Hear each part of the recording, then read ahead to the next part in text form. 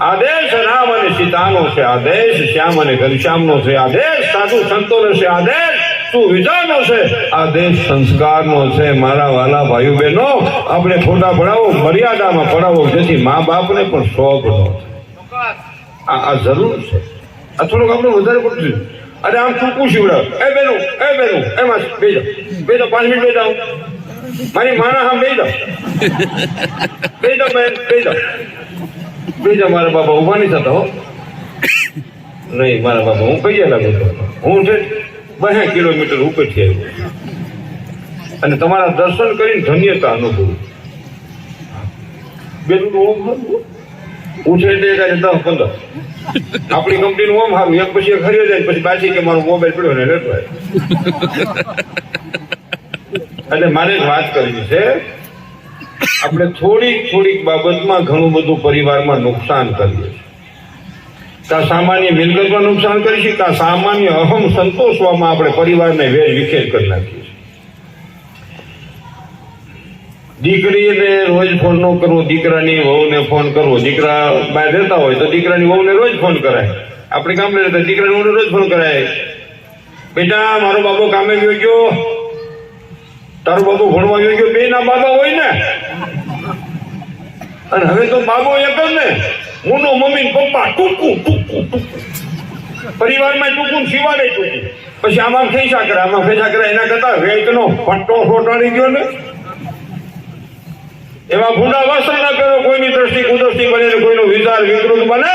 એવી મારી ભારતની વહાલી દીકરી નબળા વસ્ત્ર ન પહેરા, દેશની સન્નારી નબળા વસ્ત્ર ન પહેરે. અંગ પ્રદર્શનની જરૂર નથી. આપણે કોઈ નટ નટીની જેમ નાચનારા નથી. આપણે આદર્શ મા બાપના સંતાનો છે અને આપણો મહાન સદગુરુ છે એના સંતાનો તરીકે આપણને ગુણ ઉતર્યા છે. આ વિચારવાની જરૂર છે થોડી, પણ હવે બાન ભૂલાઈ જાય હો. અને હવે તો પેલા તો એમ થાય, હવે તો અમારે ત્યાં ગામડામાં એ બાજુ એવું થઈ ગયું છે, છોકરીને જો આવે તો એની માં કે રહેવાનું ક્યાં ભોળાનાથ રે ન્યા. અને જો કે તમારે ત્યાં સારું છે, અમારી બાજુ હવે એવું થઈ ગયું છે, જરા છોકરું રોવે, છોકરું એક હાંસવા વાળા શા,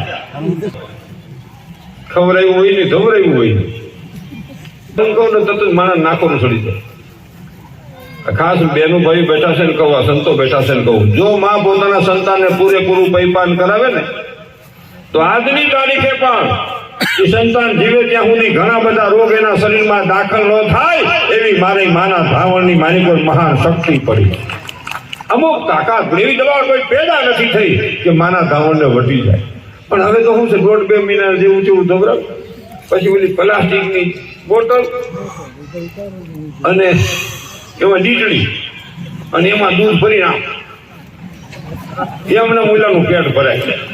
પેલું પેપા જેવું મટન નહીં, કેમ પેલો પેપા જેવો મટન એને કાસો પડે. ફાસ્ટફૂડ ખવડાવવાની મારી જરાય ના નથી, પડીકા ખવડાવવાની મારી જરાય ના નથી. પણ રહોડામાં માં બેઠી હોય અને છોકરો એમ કે મમ્મી ભૂખ લાગી, તો માએ શું કરવું છે, ઘઉંની રોટલી માથે ગાયનું ઘી માખણ લગાડી માથે ખાંડ વેલી ભૂંગળું વાળી ત્યાં પડો રંઢા જેવો થઈ જાય. પણ આ તો 1000 શેતાની વાત છે પેલું, તમે એમાં કોઈ સહી હોય ને તો પલામાં એ છોકરો એમ કે મમ્મી ભૂખ લાગી, તમારે શું કે હાલે 10 રૂપિયા કુરકુરિયા લઈ જાય, 7 ટકા પટાકા લઈ જા, પપુજી લઈ દાદા ભૂંગળા લઈ જા બેટા જા. હવે એ છોકરો જાય ની પડીકું લઈ આવે ને એની કીધે પડીકું તૂટે નહીં, એની માં પર કે અરે લાવ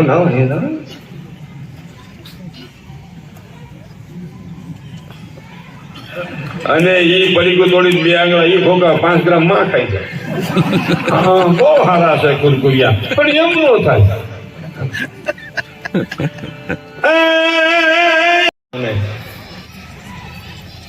કે મોબાઈલ નો માપે ઉપયોગ કરવો. આ છોકરું 2 વર્ષનું થાય એને લોક ફરી જવાની કેમ ખબર પડી ગયો તો? 2 વર્ષનું છોકરું લોક ખોલી નાખે, એની પાછળ માના ઉદરનું જ્ઞાન પ્રાપ્ત થયું છે. એ અભિમાન્યુનો દાખલો છે. અભિમાન્યુ સુભદ્રાના ઉદરમાંથી 18 મહિના સુધી પ્રસવ નહોતો થતો. એ હું લાંબી વાત કરતો, એ રાક્ષસ હતો. ભગવાન પેટીમાં પૂરી લેવા હતા ને સુભદ્રાએ આણું આવ્યા હતા, પેટી ખોલી ની આજમાં અંદર વ્યો ગયો. પણ 18 મહિના થયા, ઉદરમાં બાળક જન્મ નો થાય. સુભદ્રા ભગવાનને કેવરાવે કે વીરા, તું જગતનો નાથ કેવા, પણ આ તારી બેનની હાલત તો જો. ભૂલ થઈ ગઈ, હવે તો કાંઈક રસ્તો કાઢ. ત્રણ લોકનો નાથ તું અને તારી બેન દુખી થાય. ત્યારે ભગવાને કીધું કે હવે તું બે અને હું ચક્રવ્યૂહના હાથ કોઠાની તને વિદ્યાનો અભ્યાસ કરાવ. એક કોઠો, બે કોઠા જા વાંચવા માંડ્યા ને ભગવાન અંદર ગર્ભ શાંત થઈ, બાળક અંદર શાંત થઈ ગયું. 6 કોઠાની વિદ્યા ભગવાન વાંચી રહ્યા. અને આમ જા જોવેતા સુભદ્રા ઘસઘસાટ નિંદર કરશે. સુભદ્રાને નિંદર આવી ગઈ. જ્યાં પોથી હકેલી ને ઉદરમાંથી અવાજ આવ્યો, મામા, હા ભાણા, હવે એક કોઠા હતું હું કામ અધૂરું રાખો છો? ભગવાન કે જન્મી જા, પછી તને વિદ્યા શીખવાડે. કે મને ખબર છે જન્મો એટલે ઉદરની વાત ભૂલી જાઓ. તમે વચન આપો કે આ 6 કોઠાની વિદ્યા હું યાદ રાખી શકું જન્મા પછી. કે તથાસ્તુ 6 કોઠાની વિદ્યા તું યાદ રાખે. 17 વર્ષની ઉંમરે મહાભારતમાં બનેલી ઘટના, કુરુક્ષેત્રના રણ મેદાનમાં 6 કોઠાની વિદ્યા ભીમાની ઉદરમાં ભણ્યો તો એ 6 કોઠાનો વિજય મેળવો. એ ઉદરના સંસ્કારો આવ્યા. આજે હું પ્રોગ્રામમાં કહેતો હું મારી બેન દીકરીઓને કે તમારા ઉદરની માલિકો સંતાન હોય તો તમારા રૂમની માલિકો ભગવાનના ભક્તોના મહાપુરુષોના ફોટા રાખો, શૂરવીરોના. સારું વાંચન કરો, સારી કેસેટો સાંભળો અને સારો સાત્વિક ખોરાક ખાઓ. કે ઉદરમાં બેઠેલું સંતાન આ વિચારો ગ્રહણ કરે છે. આ સાત્વિક ખોરાકનો એને ફાયદો થાય. બહુ સમજો, તમે ગમે એવો દૂધ પાક બનાવો, ચારોલી, પિસ્તા, આમ કેસર નામ જોઈએ ભાઈ, તને ઉતાર ગમે એવો બનાવો દૂધ પાક, અને આમ ખાટો રગડા જો આમ આમ આમ કરી આમ આમ આમ ફળી ઉભી જેવું બનાવો, 2 તાહળી દૂધ પાક પી જાઓ. માથે ખાલી 4 આનાનો મૂળો ખાવ ને, ખાલી 2 પતિકા ખાલી મૂળોના ખાવ ને, દૂધ પાક ક્યાં ગયો ખબર જ નહીં પડે. હાન લગી ઘર ગાવ છે. કા એમાં મારો કહેવાનો હેતુ છે યુવાન મિત્રો, સારો સંગ કદાચ ન થઈ શકે તો વાંધો નહીં, નબળો સંગ ન થઈ જાય આ ખાસ વિચારજો. નબળો સંગ ન થઈ જાય વિચારજો. આપણું જીવન કોઈ બરબાદ ન કરી નાખે આ વિચારજો. અને હું કાંઈ પ્રોગ્રામ ક્યાંય ખોટ આવી ગઈ ને, ધંધો કરતો ખોટ આવી જાય, કોઈ કંપની આવી જાય, ખોટ આવે તરત જ ઘરમાં જાહેર કરી દઉં. નુકસાની થાય ઘરમાં જાહેર કરી દો, મારાથી આટલી નુકસાની થઈ ગઈ છે.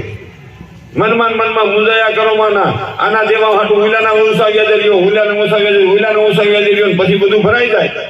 અને પછી આપણું પતન થાય ને, અને પછી આપણે ઘણા અટણા સાપુ ખોલીને આવ નવ યુવાનો, એક નાનો દીકરો દીકરી હોય અને મા બાપનું એકનું એક સંતાન હોય, અને કાં આપઘાતનો રસ્તો પર મરી જવું પડ્યું રે, નિશાનું મૂળ મરી જવું છે. એ બેનું બહુ ઉદાહરણ છે. બેનોને જરા કે હા હું ગયા કાંઈક હસબન્ડ ગયા ને તો તરત જ કે મરી જાવ. સમજો, હસબન્ડ એટલે પતિદેવ, સ્વામિનારાયણ, ધણી, ભરથા, ભાઈડો, બધું કેવું હોય ભાઈ, વિચારવા જેવું. મરી જાવ, હું મરી જાઉં, તારો ફ્લેટ હોત વેચાય લોકો, સમજો. હવે ફ્લેટ વેચીને લેહે બંગલો, તું જાય જંતર વગાડ. એના કરતા નિરાય 5 વર્ષ હા હું થાકી જાય, 3 વર્ષ નણંદ હાયરે વહી જાય, ઘીના ઠામમાં ઘી પડે, પણ નિરાય જરાય ગઈ એટલું બધું.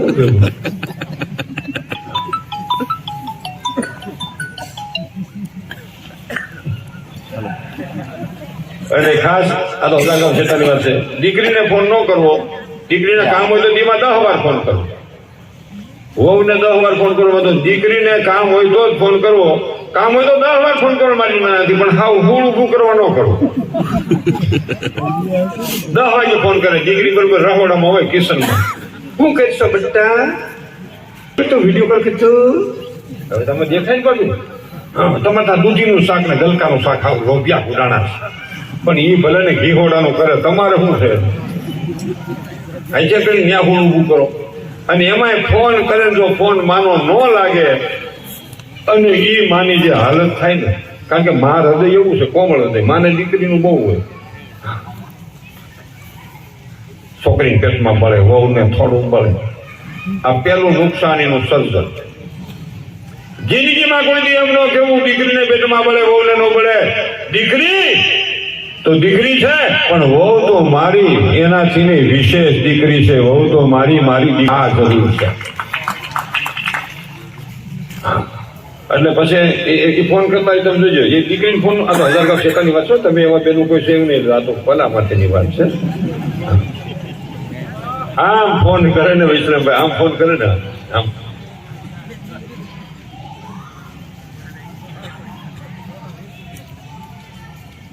એકલી હોય ઘીરે એનું ઘરવાળો હોય ફોન ન કરે, એકલી હોય છે. ઘર કેમ થાય છે? કોણ છે? મીંદડા બાંધતા લાગે છે. કાલે ફોન નતો ઉપાડ્યો, આજે ન ઉપાડ્યો. ખાધું છે નહીં ખાધું એમાં દીકરી વાંદરો ભટકાઈ ગયો, સિંહોળિયા મોઢા વાળો. મેં તો એમ બાપને ના પાડતી, મને જરાય ગમતો નહોતો. એ ભૂંદરીની નણંદ તો મને જરાય નહોતી ગમતી. પગ ચલી લાઈ વાંદરીયા કોણી મરી છે. એકલા કેટલા ભાઈ ડોશીને હાથેનો જીવડો. મેં ના પાડી પણ એમ બાપ નો સમજે ને, દીકરી નાખી દીધી કુવા. કાલે નતો ઉપાડ્યો, આજે ન ઉપાડ્યો. શું થયું હોય છે? ખાધું હોય છે કે નહીં ખાધી? વાંદરી મારી તો નહીં હોય ને. વળી બીજી વાર રીંગ મારે આમ. ભાઈ આ કૂતા થઈ ગયા.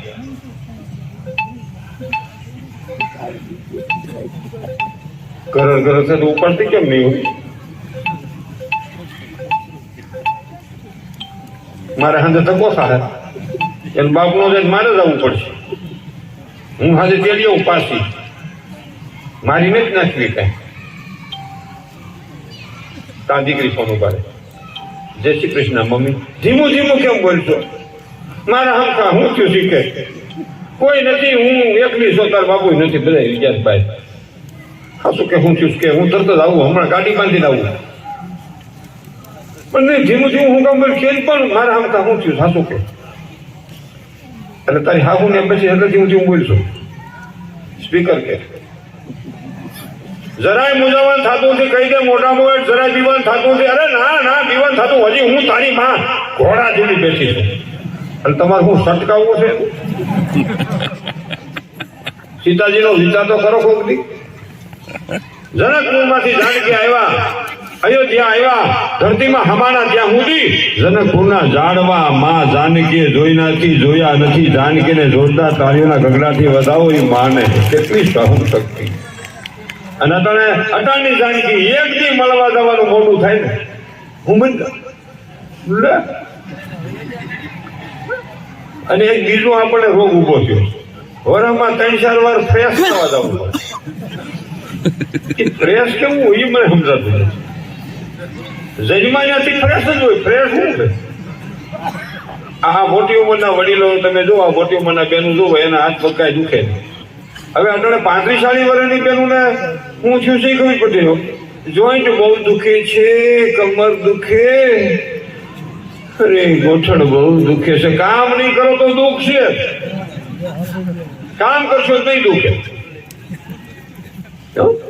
જ્યાં સાચી કામવાળી બહેનો આવતી હોય, કામવાળી બહેનો આવવું જોઈએ, એની રોજી રોટી છે. પણ જ્યાં બહુ કામવાળી બહેનો આવતી હોય, ત્યાં નોકરાની નરમી નરડે જેવી, બોસ બીમાર.